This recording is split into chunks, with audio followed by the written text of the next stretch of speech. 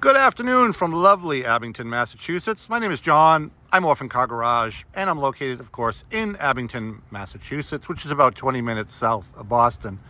Before hitting the power button here on my camera, I need to adjust the camera angle. This car is rather long.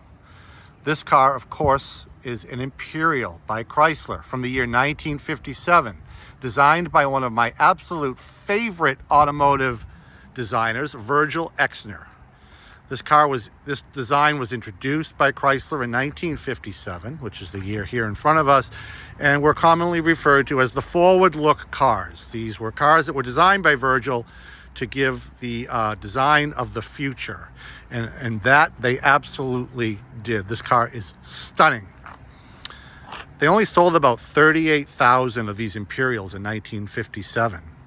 Over at Cadillac, they sold about 120,000 cars. This car was meant to compete with Cadillac, and in my mind, should have competed better than it did. These cars are gorgeous. I would take this any day over 57 Cadillac. I'm sorry, Caddy guys, but this car is just stunning. We have a four-door hardtop here. This particular model is known as the Hampton. There was a base, I believe they called it a custom Imperial. The middle line, like this here, the Hampton, and then the top of the line Crown. While I'm here, I want to point out this tiara, known as a chrome tiara here on the roof that separates the two-tone paint. You'll notice that 57 also had the identical tiara inside the car on the headliner. It's just styling like that that sets this car apart from pretty much anything else in 1957. You'll see a lot of the forward look design qualities in this car, as the car looks like it's going down the road when it's standing still. And of course, it was the atomic age, the jet age. So these unbelievable tail fins with these thrust jet tail lights. I mean, look at those rings. They look like the rings of Saturn, built right into the tail fin coming out this side. These are the details that I love about these cars that is so lacking today. Commonly referred to as the toilet seat. Some people call it a fake spare tire. There is no spare tire under there. It's a design enhancement on the trunk lid of these cars, and it was an option that this car is equipped with. Beautiful color, turquoise, of course, with the white roof. This car was sold new according to its original leather key tag that I have for the car in New Jersey, believe it or not. But this car didn't spend much time in New Jersey. It went almost immediately down to Florida, and we still have an inspection sticker here from Florida from the year 1969. I can only assume that the couple that purchased this car new in New Jersey had Florida in mind from the start, just by the fact of its color combination, and it's also equipped with factory air conditioning. Now today we're fairly spoiled, and we expect air conditioning in all our cars. I find it a lot with a lot of the vintage cars that I sell, that people would like air conditioning in them, and wouldn't we all? But we have to realize that back then, a very, very small percentage of new cars had air conditioning. We're spoiled today, including the Imperial. I see a lot of Imperials for sale from this generation, this forward look design, without factory air.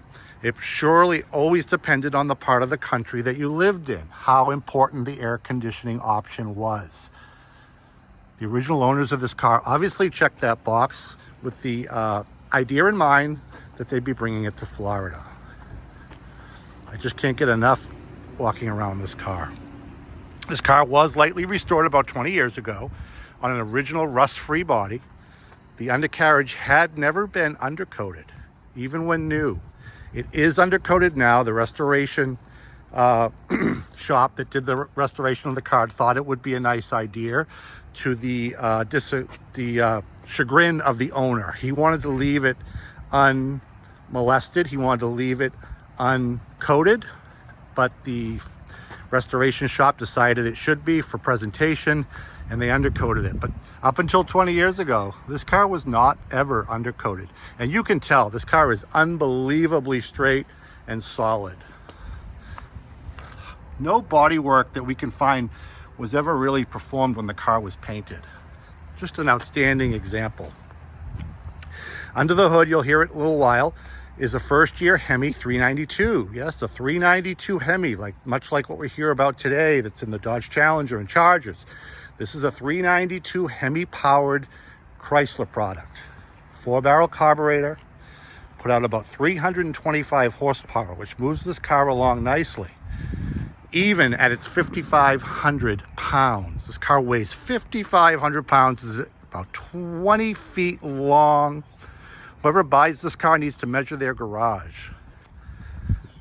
You will notice, and I may have already mentioned it, I apologize, this is a 4-door hardtop, which is very unusual. You don't see a lot of these in 4-door form. 4-door hardtop form, many times these have a pillar and door frames. The pillarless 4-door hardtops are among my favorite car designs from the 50s and 60s. The chrome on this car is outstanding. I'm assuming it's been redone, it's restoration. Even as a Florida car, you would expect something, and there's really nothing. Bezels, that grille, the emblems, the hood ornament. I just go on and on and on. Southampton, again, was the middle of the road, the middle line Imperial, the Crown being the top dog. And there are some definite styling cues, much like this Tiara, that set this car apart from the base model. Beautiful period, wide white wall tires. When this car was restored, it was done with factory stock in mind. The trunk is open here. Look at the size of that trunk. Just in really, really nice shape. This is not the original matte. Someone did a nice job trying to recreate the original matte and matching the color to the exterior of the car. I've been trying to find an original reproduction. I have not been able to find an exact reproduction. Just those typical checkered gray and black ones, which wouldn't be correct anyway, so I decided to leave this one. Spare tire, and of course, something everybody should have with their old car, an original service manual. Let me get inside now and show you the forward look styling from the inside. This car is equipped with a power seat and power windows. Also something we're fairly spoiled with today, but weren't so common in 1957. And while I'm thinking of it, you're going to see that the clock works in this car. This clock actually works. Air conditioning controls. An odometer that shows 39,125 miles. Presumed to be original by the Massachusetts title that we have, but I cannot make any guarantee claims on that. Little book that goes with the car that you would have got with the car when it was new, welcoming you to the Imperial family. And here, of course, is the original key fob with the original dealer's name and address from New Jersey, Fisher Motors in New Jersey. I actually Googled the address, and there's a repair shop there now. And I called them to see if they can remember when that was an Imperial dealer. And he had to go check with his boss, the guy that answered the phone. And sure enough, he came back and he said, yes, my boss confirmed that this was indeed an Imperial dealer in 1957. They thought that was cool, and I thought that was cool. Sent them a picture of the car and a picture, of course, of the key fob. There's some reproduction, original forward-looking mats. And, of course, we've got push-button torque flight automatic transmission controls over here on the left. It's a Chrysler staple from about 1956 to I think 1963 or 64. I think they're so cool. I'm so glad that this car has those. This is your directional. It's a toggle, right and left and the middle to cancel. So you'll see that there's no directional switch here. All these cool little, the gauges are so huge, like really over the top. We'll start the car up. We've got the wiper switch here and the blower switch for the heater and air conditioner, and the emergency brake release here. The emergency brake release here, power antenna here, and lights here. Radio even still works. These are your air conditioning vents that you can regulate by opening or closing if you don't like the airflow, the amount of airflow. And another Chrysler thing that I don't think is so, I mean, it's a cool concept, it does not really work in practical world, this dash mounted rear view mirror.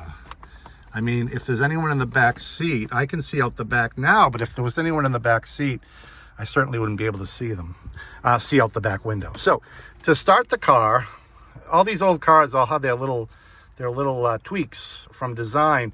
You turn your key to the on position and then press the neutral button on the gear shift selector. And that's what started the car.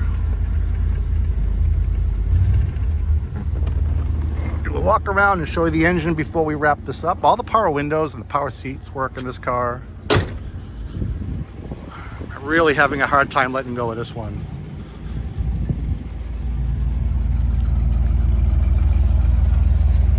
Nice little rumble from the dual exhaust. I believe this car probably had a single exhaust when it was new, but the dual exhaust is, I think, a nice addition and easily corrected if you wanted to bring the car back to fully stock. Nice to be able to open the hood with one arm. And here's our very original and clean engine bay. I didn't do a lot of detailing under here on purpose because I wanted to keep it that original feel. Chrysler Firepower Hemi V8 392. The original V-shaped AC compressor that still blows cold air, by the way. A really cool original Mopar air cleaner decal, and this is always get a kick out of these Jiffy Jet washer fluid bottles. So if your car had washer fluid option, and it's probably standard equipment on this car, you got a plastic bottle to hold your washer fluid. Chrysler called it Jiffy Jet. This car is so equipped. Really nice, nicely done car. Smooth running car, very turnkey. I just love this thing. I'm not a parade guy with my cars. I'm not a fan of putting my old cars in parades, but I couldn't resist putting this in the local Irish Heritage Day parade last fall up here in Weymouth, Massachusetts, and it was a big hit. What better car to put on an Irish parade than a green Imperial? If you really want to get noticed. So here you go, 1957 forward look by Virgil Exner, Imperial by Chrysler, or Imperial, not to be confused with a Chrysler Imperial. It was its own division from 1955 till about 1973, I believe. Orphan Car Garage pricing on this Imperial, $24,900. $24,900. Everybody that sees this car is shocked at what I'm asking for it, because it looks like it should be worth $1 million. They should be worth more than they are. They should be worth more than a Cadillac or a Lincoln, but they're not. That can be good for you because it makes them very affordable. You'll be the only one at the cruise night at a car show with a car like this. I can almost guarantee you. Give me a call. My name's John, 508-954-8090. Check me out on the web. Pictures of this car are on the web at a gallery of photos, orphancargarage.com. Like us here on YouTube, subscribe. We always have some cool stuff in the pipeline. This is no different. And again, 508-954-8090 if you don't want to wait. And I wouldn't. I think this car is going to sell really, really, really quick. And I hope it goes to a good home. We always strive to do that here at Orphan Car Garage. These cars have a story, and those stories deserve to live on and gain more stories as more people enjoy them the way they should be. Thanks for watching. Until next time.